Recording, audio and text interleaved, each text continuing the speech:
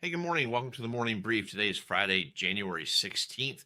What's on the news docket for today? 9:15, we've got capacity utilization rate and we've got industrial production month over month.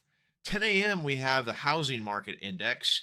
And at 10:50, we've got the first of a parade of talking heads. FOMC member Collins speaking. 11 a.m., FOMC member Bowman speaking.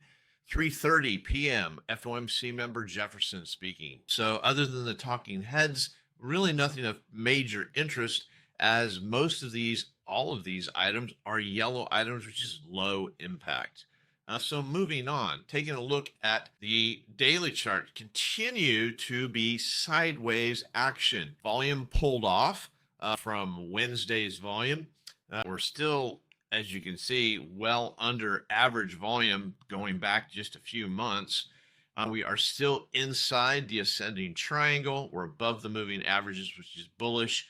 I would say short term, we're going sideways. Medium term, we're going sideways. And long term, we are still in an uptrend. The highs, all-time highs, are still within reach, 70.35. And the low from Wednesday is certainly there too, 69.22, as potential movements. Breaks below that would get ugly. Break above the all-time high, and we may be off to another extension leg up higher. So that's kind of where we sit at the moment. Looking at inventory is positive for positive price action. That is a good thing. One thing I was going to say I forgot was one of the things that this candle from yesterday shows me is that it shows price rejection. And what you're going to see is that there is a lot of price rejection that happens at tops. So at the tops, you see wicks. Just like this top over here, you see multiple wicks here at these tops. At the bottom, big wick, big wick, big wick, big wick.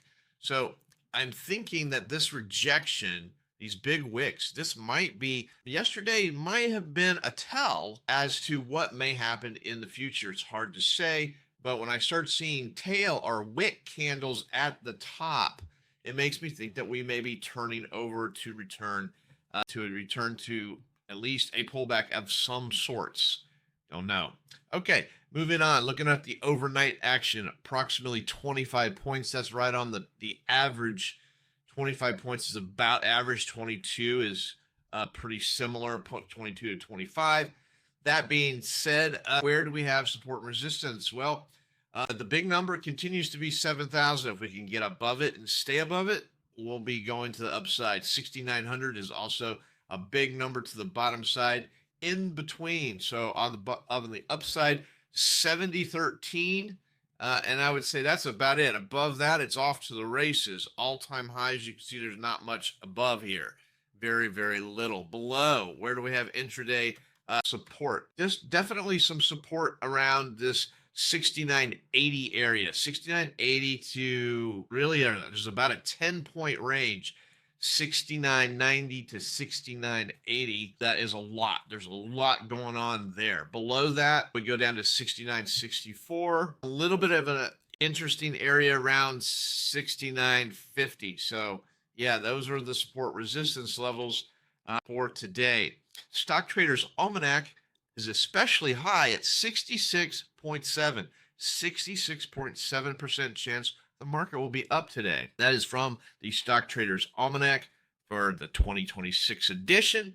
Just a quick reminder, the markets are closed on Monday in observance of Martin Luther King Day. So markets are closed on Monday, so you will not see me until Tuesday morning. I will see you then. Have a great day and happy trading.